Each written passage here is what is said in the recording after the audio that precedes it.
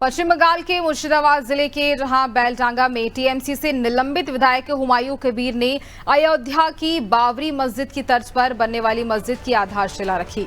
कबीर ने कड़ी सुरक्षा व्यवस्था के बीच मंच पर मौलवियों के साथ फीता काटकर औपचारिकता पूरी की है और इस दौरान नाराए तकबीर, अल्लाहू अकबर के नारे भी लगाए गए। कार्यक्रम में 2 लाख से ज्यादा लोगों की भीड़ जुटी। कार्यक्रम को लेकर बेलडांगा समेत आसपास का इलाका हाई अलर्ट पर भी है। बेलडांगा और साथ ही उसके आसपास सेंट्रल आर्म्ड फोर्स की 19 टीमें, रैपिड एक्शन फोर्स, बीएसएफ, स्थानीय पुलिस की कई टीमों समेत 3000 से ज्यादा जवान भी तैनात किए गए। हुमायूं कबीर ने 25 नवंबर को कहा था कि 6 दिसंबर को अयोध्या में विवादित ढांचे के विध्वंस के 33 साल पूरे होने पर बाबरी मस्जिद की आधारशिला रखेंगे। टीएमसी ने 4 दिसंबर को हुमायूं कबीर को पार्टी से सस्पेंड कर दिया था। वहीं बाबरी मस्जिद विध्वंस की बरसी के मद्देनजर यूपी में भी हाई अलर्ट घोषित किया गया है। मथुरा, संभल और अयोध्या जैसे क्षेत्रों में पुलिस, पीएसी और रैपिड रिएक्शन फोर्स की तैनाती है।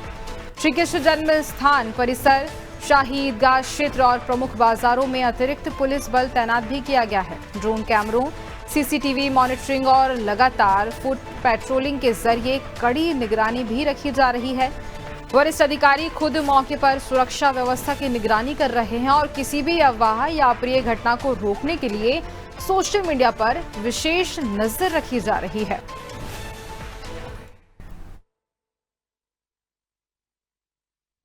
ये कोई भी ऐसा व्यक्ति जिसके पास प्रॉपर पहचान पत्र नहीं है और जो वहाँ अंदर जाने के लिए जो अथराइज नहीं है, उसकी लगातार चेकिंग की जा रही है। फोर्स पूरी तरह से अलर्ट है।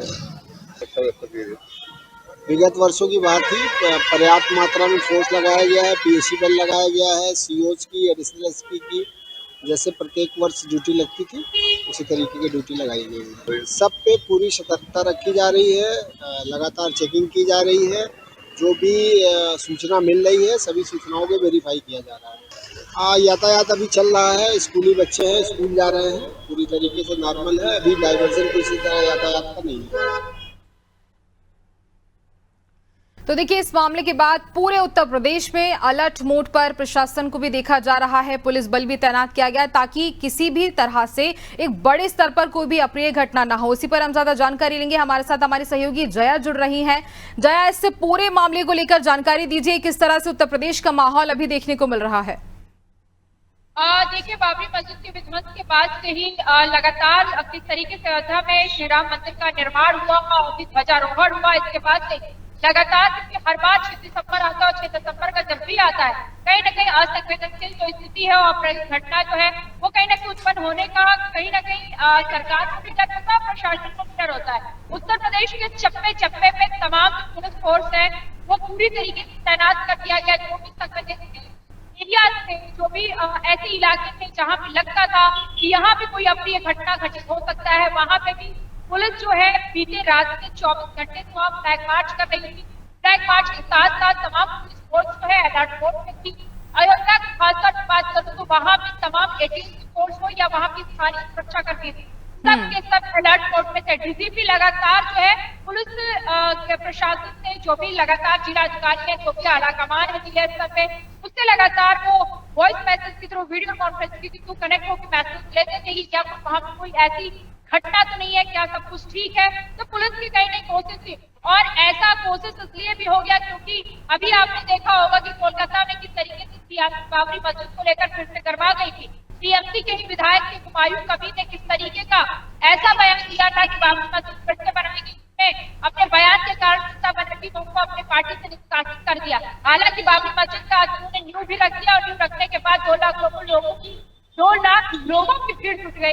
ये बहुत गुंजन तस्वीर जो है बहुत ही भयावह है और डराने वाली है, क्योंकि वो जो दिन था 1992 उस तस्वीर को नरसिम्हा राव की सरकार थी और उनकी सरकार थी और कैसे उस समय क्या विध्वंस मचा था, किस तरीके से गोलियां चली थी, सड़क पे खून कैसे बरसा था, खून की गोलियां कैसे खेली गई थी, वो कोई नहीं भूला है। उस तस्वीर को कोलकाता से जिंदा करने की कोशिश कैसे टीएमसी के विधायक कर रहे हैं, वो खास तौर पर उत्तर प्रदेश के लिए चिंताजनक है। और ऐसे में इस स्थिति में कहीं ना कहीं उत्तर प्रदेश की जो फोर्स है, उत्तर प्रदेश की जो प्रशासन है, उत्तर प्रदेश की जो सरकार है, वो पूरी तरीके से पुख्ता इंतजाम करते हुए पूरी तरीके से मुस्तैद नजर आ रही है। क्योंकि अयोध्या में जिस तरीके से ध्वजारोहण हुआ, प्रधानमंत्री की मौजूदगी हुई, पाकिस्तान से लेके अफगानिस्तान तक किस तरीके से तहलका मचा था ये सबने देखा।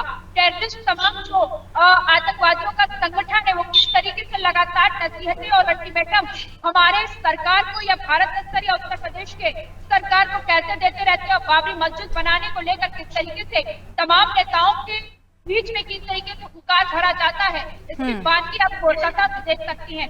कोलकाता में जो हुआ वो आने वाले समय का एक द्वार घाटा उत्पन्न कर सकता है। ये मामला हल्का नहीं है गुंजन, क्योंकि कोलकाता कोई अलग देश नहीं है, कोलकाता कोई अलग शहर नहीं है, कोलकाता इसी देश का हिस्सा है, कोलकाता इसी देश के राज्य का राजधानी है, वो पश्चिम बंगाल का राजधानी है, जहाँ से एक आवाज गूंजती है तो दूर दूर तक जाती है, बांग्लादेश से टच करता है, बांग्लादेश से चिपका हुआ वो राजधानी है। तो ऐसे में वहां पे जो तस्वीर आई है बाबरी मस्जिद का न्यू रखना टीएमसी के विधायक के द्वारा, हुमायूं कबीर के द्वारा 2 लाख लोगों की भीड़ जुटना, वो कहीं ना कहीं उत्तर प्रदेश सरकार को भी चिंता में डाल देगा। और आने वाला जो तस्वीर है और आने वाला जो समय है वो कहीं ना कहीं मुझे लगता है कि प्रशासन पूरी तरीके से सख्ती बरतेगी और पूरी तरीके से जो फोर्स का मैनेजमेंट है वो मुस्तैद रहेगा। फिलहाल बिल्कुल जया, और देखिए जिस तरह से अभी चारों तरफ फोर्स नजर आ रहा है, आने वाले समय में जिस तरह से अब देखने वाली बात होगी आगे क्या कुछ होता है। खैर तमाम जानकारी के लिए बहुत जया सिंह आपका।